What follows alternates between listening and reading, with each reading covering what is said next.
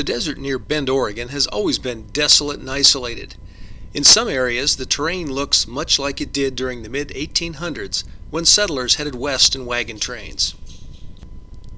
In 1845, about 800 settlers with 200 or so wagons left Vale, Oregon on a reported shortcut through the desert to the Dalles on the Columbia River. The guide, a mountain man named Meek, claimed he had found a shortcut. Anyway, the wagon train got hopelessly lost. After a great deal of time wandering, the company got to the Dalles in October. 24 of the party never made it and were buried along the trail. Today, part of the Meek Cutoff trail goes through the Badlands south of Bend. Recently, I went along the trail looking for a grave from that wagon train. And here are some of the survival tips I learned during my short walk cross country. You would have needed some way to keep from breathing all the dust. One of the settlers wrote, "Since crossing to this side of the Snake River, the road has been fearfully dusty. In fact, a person who has never crossed these wormwood barrens can form no idea as to what depth dust may be cut up in them by the passing of a few wagons.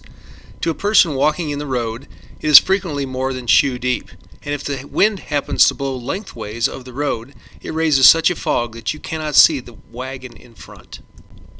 Always take plenty of water with you. This irrigation ditch was dug in 1904, but there are no other water sources in the Badlands. There's never been much shade. I took along a tarp in case I had to form some sort of emergency shelter.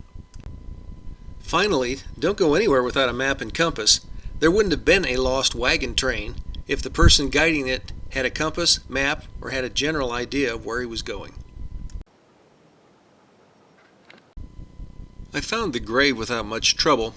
The site was originally marked with an inscription on a juniper tree, according to the Deschutes County Historical Society, and nobody knows who's buried there or if there is even a grave.